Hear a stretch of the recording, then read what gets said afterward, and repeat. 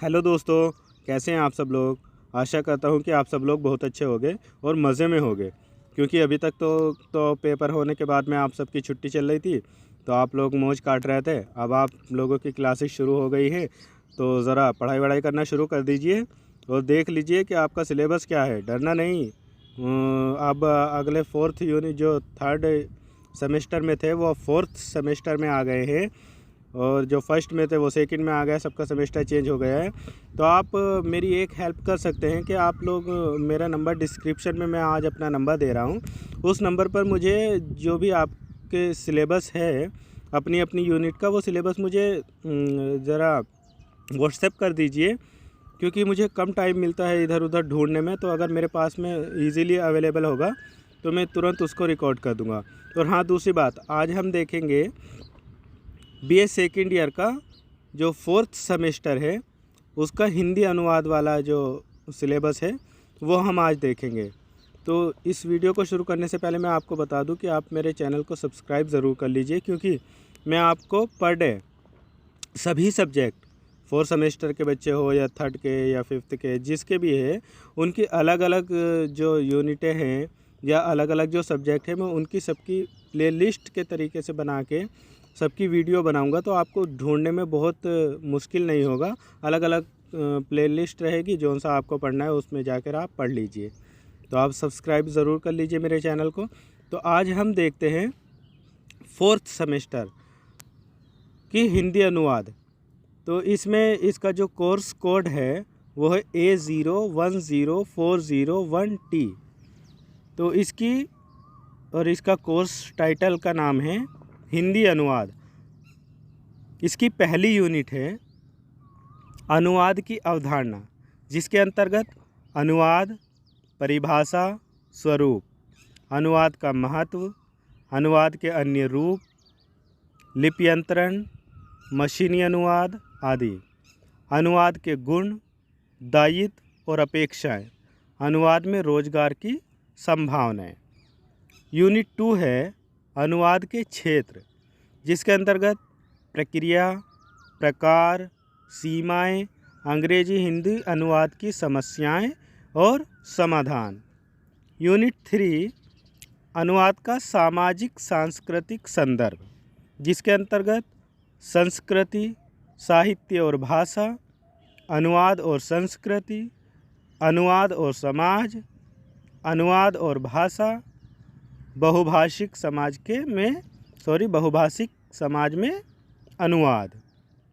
इसकी fourth unit है अनुवाद के साधन, जिसके अंतर्गत अनुवाद में कोश का महत्व, कोशों के प्रकार, कोशों के उपयोग, संकेत प्रणाली, शब्दकोश के उपयोग, थिसोरस के उपयोग, पर्याय कोश के उपयोग, उच्चारण कोश के उपयोग, भाषिक कोश के उपयोग, विषय कोश के उपयोग, परिभाषा कोश के उपयोग, विश्व कोश के उपयोग, साहित्य कोश के उपयोग, मिथक कोश के उपयोग, पुराण कोश के उपयोग। आज बीच बीच में आपको नेचुरल आवाज़ें सुनाई दे रही होगी, ये टिटीरी बोल रही है, क्योंकि आज मैं जहाँ पहले रहता था जयति भारतम संस्था में, वहाँ हॉस्टल आया हुआ था। तो मैंने सोचा आज वहाँ बहुत बड़ी फील्ड है, खेत है, उसमें बैठ के रिकॉर्ड करता हूँ। तो यही आपको सुनाई दे रही है सब आवाज़ें, नेचुरल आवाज़ें आज सुनने को मिलेगी वीडियो में। इसकी फिफ्थ यूनिट है पारिभाषिक शब्दावली, जिसके अंतर्गत पारिभाषिक शब्द, तात्पर्य तथा लक्षण, सामान्य शब्दों तथा पारिभाषिक शब्दों की अनुवाद में भूमिका, और पारिभाषिक शब्दावली निर्माण के सिद्धांत, पारिभाषिक शब्दावली निर्माण की प्रक्रिया। इसकी यूनिट 6 है अनुवाद का पुनरीक्षण, मूल्यांकन तथा समीक्षा, और इसके अंतर्गत पुनरीक्षण, मूल्यांकन और समीक्षा ये आएंगे। 7वीं यूनिट है अनुवाद सैद्धांतिक की एक। हिंदी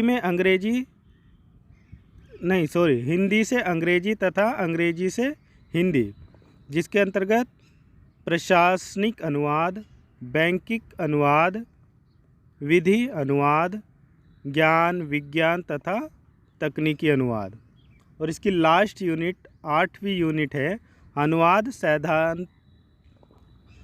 सैद्धांतिकी 2।